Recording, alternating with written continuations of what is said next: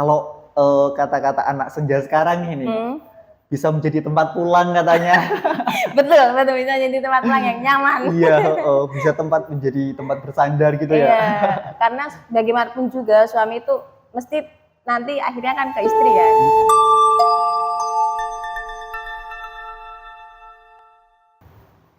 Assalamualaikum warahmatullahi wabarakatuh.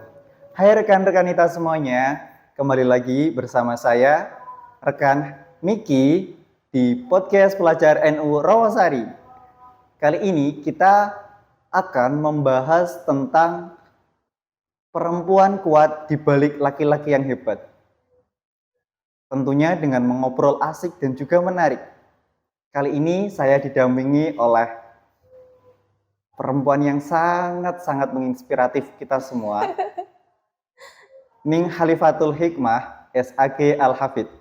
Beliau merupakan istri dari Gus Khalid Abdillah, anggota DPRD fraksi anggota D Kabupaten Kendal. Jadi nantinya kita akan mengulik bagaimana sih peran seorang perempuan di balik sosok laki-laki yang mempunyai pengaruh besar, terutama di Kabupaten Kendal. Nah, ini salah satu figur yang sangat-sangat kita nantikan ceritanya.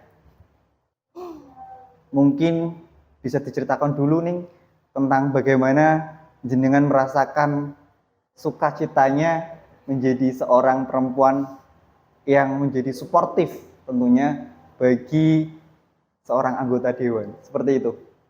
Monggo. Suka dukanya ya? Yeah. Rasanya itu ya campur aduk. Yeah. Soalnya kan saya backgroundnya itu belum pernah ikut organisasi sebelum-sebelumnya. Terus ujuk-ujuk jadi istrinya seorang politikus, seorang yang aktivis gitu kan. Yeah. Jadi ya rada-rada kaget dan cukup menguras itu ya tenaga dan emosi sebenarnya. Gitu, jadi sebagai seorang politikus gitu kan mesti banyak mendapat keresahan-keresahan dari masyarakat lah. Gitu. Dapat curhatan gitu. Dan secara tidak langsung kan saya berarti ikut kayak ngasih solusi gitu sama masyarakat itu. Jadi kayak ikut mikir. Pastinya nggih. Yang tadinya cuma mikir diri sendiri gitu kan. Oh, ternyata gini ya kehidupan di masyarakat. Oh, ternyata gini ya kehidupan seorang politikus, tiap hari pergi sampai malam. Itu suka dukanya nggih, Ning. Berarti kan sedikit banyak pasti peran perempuan di balik sosok laki-laki terutama di bidang politik itu organisatoris ya. Kita juga di IPNU IPPNU pastinya nanti rekan ataupun rekanita pasti akan merasakan ketika nanti entah itu ada yang menjadi kepala desa ataupun anggota dewan, Pak Camat dan lain sebagainya, pasti merasakan dan memang butuh ya sosok perempuan yang harus benar-benar kuat. Iya. Terutama juga sabar juga ya nih. Iya. Jadi gimana sih untuk mungkin bisa dikasih dong tips dan trik gimana menjadi perempuan yang tetap kokoh di era yang memang sekarang perempuan itu yang mohon maaf nih yang terkesan manja, yang terkesan pengen di ngertiin, sedangkan kita punya laki-laki atau pasangan ataupun suami itu yang memang harus kesana kemari mengurus masyarakat, apalagi itu di satu kabupaten kan. Monggo. Untuk tips dan triknya ya yang pertama tuh komunikasi yang penting. Jadi dimanapun beliau berada itu sering ngabari gitu. Jadi ya gitu walaupun kita LDM ya istilahnya ya. Jadi pulangnya jam 2 malam, jam 3 malam gitu. Kita harus membuka pintu dengan wajah tersenyum. Padahal dari tadi udah posisi banyak ngantuk gitu ya. Tadi udah banyak yang mau diceritakan gitu, tapi kita harus tetap tersenyum dulu. Ya, jangan sampai kita liatin wajah kita ke suami itu dengan wajah capek gitu wajah ya. capek langsung cara istilah Kendale ngangklo. Langsung ngangklo. Aku tadi gini. Jangan dulu. Soalnya kan di sana di luar mesti beliau juga banyak banget kan pikiran-pikiran. Banyak banget curhatan dari orang gitu. Gitu lah. Tips-tipsnya ya cuman kuncinya di komunikasi. Di komunikasi nggih. Dan ya kita harus agak mandiri ya. Mau nggak mau ya dipaksa ya jadi berarti. Iya. Padahal identiknya itu perempuan kan apa-apa misalkan amit sewu misalkan panggilannya itu Mas ini tadi ibu-ibu tetangga tuh kayak gini, ibu-ibu tetangga itu kayak gini gitu kan, pasti inginnya tuh lapor terus cerita sama suaminya. Sedangkan ketika kita mendampingi panjenengan terutama mendampingi seorang figur politikus itu pasti kan mau nggak mau ya kita harus meredam semuanya itu, menahan untuk aku bisa kok menjalaninya semuanya sendiri gitu kan. Tapi nggak gitu juga sih. Gitu. Sebenarnya emang kita pada akhirnya itu cerita sama beliau, cuman cari timingnya yang pas. Nunggu dulu berarti gitu. Cari timingnya yang pas, kita lihat dulu moodnya beliau gimana. Biasanya kalau saya pribadi ceritanya kalau pas kayak mau tidur kayak pilotok, walaupun jarang-jarang ya beliau di rumah ketika jam 3. Pulangnya udah sampai larut ya. Iya. Gitu. Jadi kita harus cari timing yang tepat. Tapi kita tetap harus bercerita sama diri kita. Jadi jangan sama beliau. Jadi jangan kita pendem sendiri gitu ya. Itu malah nanti efeknya buruk di kedepannya. Gitu. Jadi bagaimanapun ceritanya itu meskipun katakanlah jam 3, jam 2 ketika mau tidur, ketika seorang suami itu baru pulang dengan capek, ketika memang itu timingnya pas, ya entah itu tengah malam ya diusahakan untuk bercerita gitu ya, berkomunikasi dengan baik gitu gitu. Nggih, kita coba lihat kondisinya suami dulu. Berarti ya meskipun itu misalkan nih Gus Khalid perginya pagi, ada acara pagi, delalah Apple itu sehari ada sampai 5 acara sampai larut malam gitu. Berarti kan cerita yang tadinya pagi itu udah numpuk dengan cerita yang hampir siang, cerita sore, bahkan cerita malam gitu. Iya. Berarti kan kita harus benar-benar nyiapin mental gitu ya nih.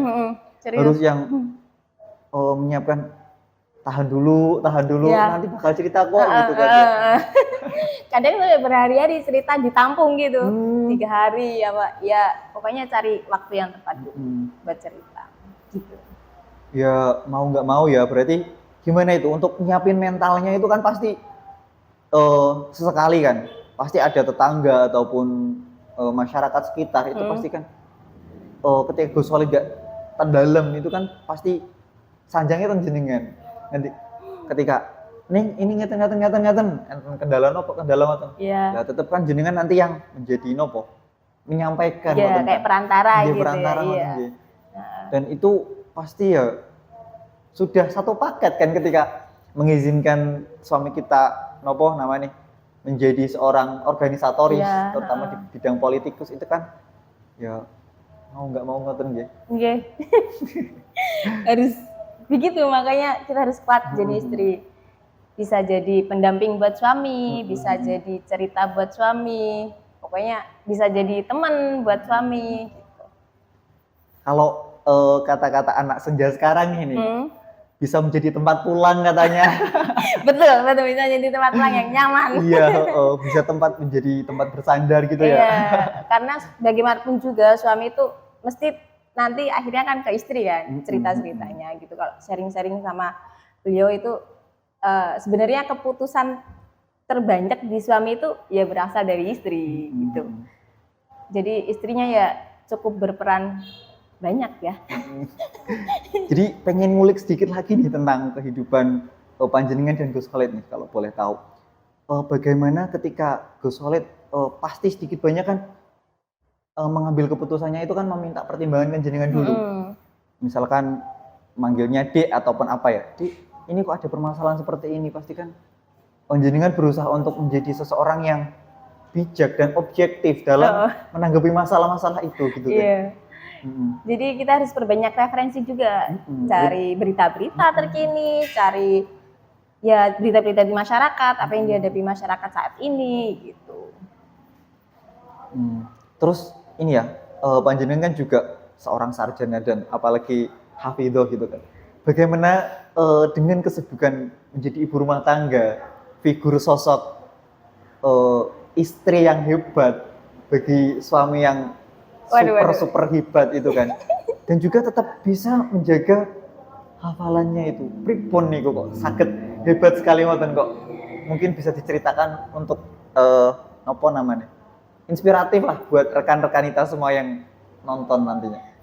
Kalau itu ya itu tidak lepas dari dugaan seorang suami ya. Jadi seorang suami kalau udah siap untuk mendampingi seorang yang amit nuwun sewu punya Al-Quran, itu harus siap juga untuk bertanggung jawab atas hafalannya. Jadi Mas Solid sering ngingetin jangan lupa hafalannya gitu. Terus makanya semisal Mas Solid ada waktu di rumah, harus simaan sama beliau gitu. Ya harus setoran sama beliau. Ngoten nih Bu. Berarti memang peran antar suami ataupun istri itu benar-benar saling melengkapi. Iya, saling melengkapi, harus sama, nggak boleh berat sebelah. Tidak hanya seringkali kan ketika ada laki-laki yang hebat, ya kamu harus jadi perempuan yang kuat gitu loh. Sedangkan jarang sekali tersorot ketika ada perempuan yang hebat, pasti ada laki-laki yang bisa juga mendampingi. Ini seorang laki-lakinya bakat ini. Iya betul nih. Ketika jarang sekali ada yang statement yang mengungkapkan itu harus imbang gitu loh. Harus satu sama lain melengkapi. Ketika tadi jenengan bercerita bahwasanya Gus Khalid juga menyimak dan juga mengingatkan jenengan untuk tetap murojaah gitu. Itu aja harus diimbangi itu gitu. Iya. Jadi nggak cuman seorang istri aja yang sebenarnya merasa kurang dipahami, merasa kurang dimanja gitu. Sebenarnya seorang suami pun ikut merasakan itu kalau lagi pergi keluar kota gitu. Ya sama aja yang kita rasakan sebenarnya, dua-duanya tuh sama-sama kuat. Kalau ada yang satunya lemah ya udah nggak jadi. Jadi kan yang dipentingin berarti itu egonya sendiri. Jadi seseorang yang udah berumah tangga itu emang harus saling, nggak boleh berat sebelah, nggak boleh merasa aku ini lo paling menderita, sering ditinggal sama suami, yang nggak pernah dengerin suami, nggak boleh gitu. Walaupun seorang laki-laki tuh juga merasakan itu sebenarnya. Berarti memang mungkin pelajaran bagi kita ya, yang nantinya rekan-rekan kita semua yang akan mengarungi kehidupan berumah tangga itu salah satu persiapannya adalah kuat mental dan juga komunikasi ya. Betul, bener-bener. Komunikasi paling penting. Ya. Dan mungkin tadi salah satu yang bisa digarisbawahi adalah saling tidak merasa paling berjuang gitu ya. Iya, betul. Jadi ketika awal-awal saya dulu menikah, saya merasa begitu.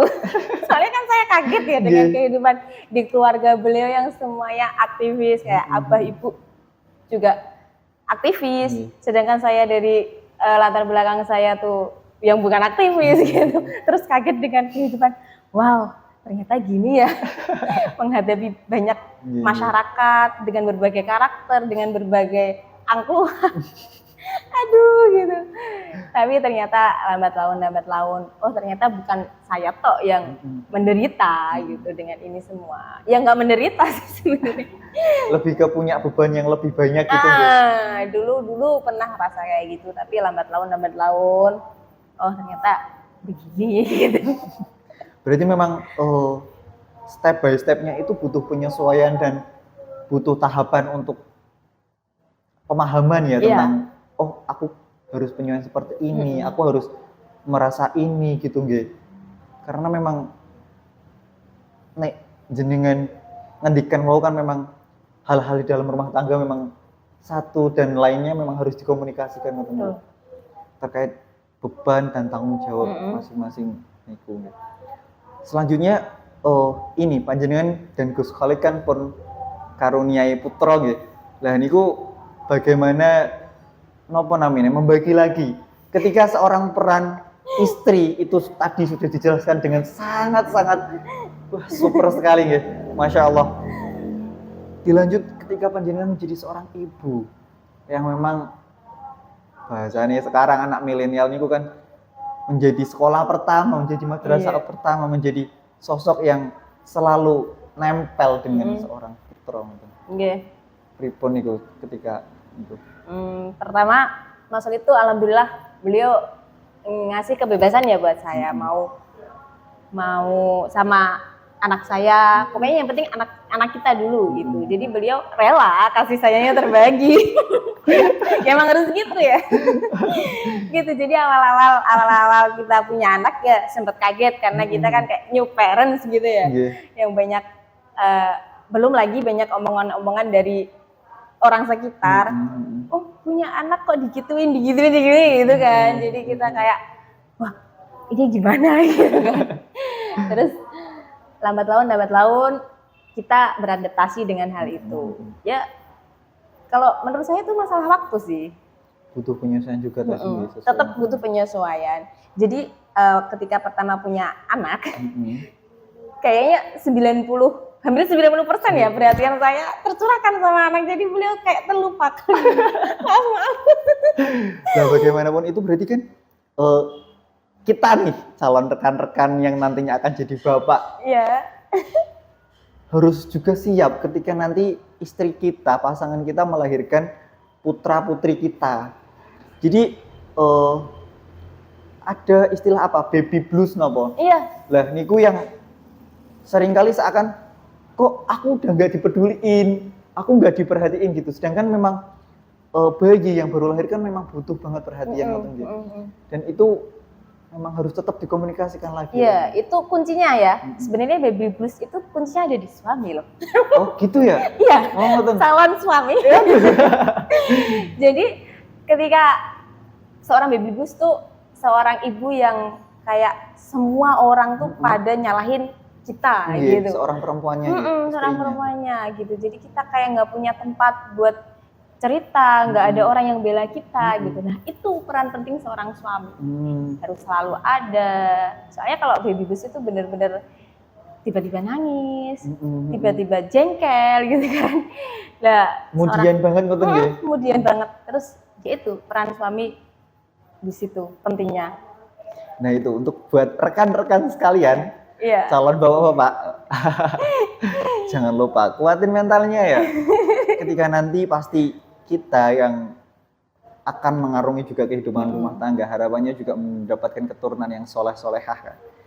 Tapi proses sebelum itu ketika mempunyai bayi itu kita juga harus tetap kerjasama antar suami maupun istri.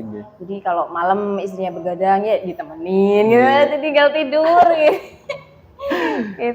Jadi kebiasaan-kebiasaan yang lama yang mungkin sering di pos ronda ataupun ngobrol sama teman-teman tetangga itu ya dikurangin ketika memang punya anak kecil. Ya sebenarnya mulai dikurangi itu ketika punya istri. Iya. Jadi ketika ini ya kalau beliau ya semenjak menikah tuh, sebelum menikah kan beliau kan ya bisa jadi nggak pulang ya. Tapi semenjak menikah beliau selalu cerita kalau emang udah nggak ada acara yang penting, beliau mesti wah apalagi punya anak tambah gitu. Jadi harus prioritas gitu. Gitu.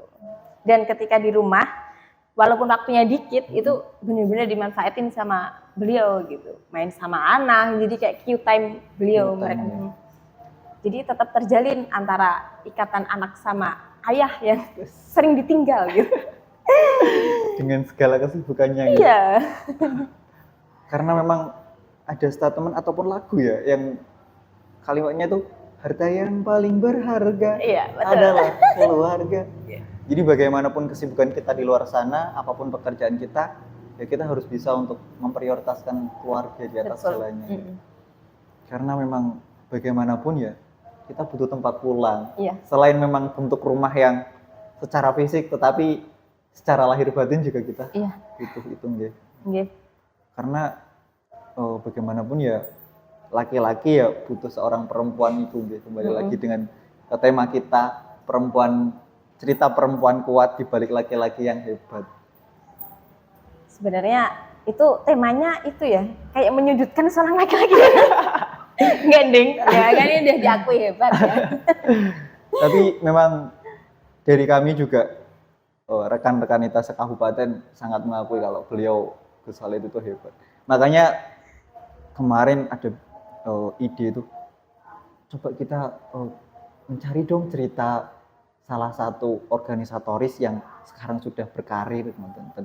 Memang pastinya ada sosok perempuan yang pasti punya peran penting di situ. Ada suportifnya yang memang tidak bisa dimiliki oleh seorang ibu rumah tangga biasa. Pasti punya peran yang super duper hebat lah, yang kuat lahir batin menahan Egonya. ego dan kepentingan-kepentingan pribadi yang pastinya kan itu perempuan di luar sana pengen ini pengen itu macam gitu. Sama kok. Sama, cuman ngempet. Ngempet ya. Ngempet gitu. Oke, mungkin sedikit kesimpulan saja beberapa hal yang kita obrolkan tadi terkait perempuan kuat di balik laki-laki yang hebat adalah salah satunya dengan komunikasi gini. Ya. Apapun masalahnya, bahkan di organisasi itu pun juga salah satunya komunikasi gini. Ketika memang amit sewu, ketika pulang telat, kita telat datang ataupun apa. Ketika kita berkomunikasi, jadi kita tahu apa yang dialami satu sama lain. Ya. Itu kuncinya ketika menjalani itu. Mungkin cukup itu untuk episode kali ini. Sampai jumpa di podcast selanjutnya. Salam belajar, berjuang, bertakwa. Bye-bye.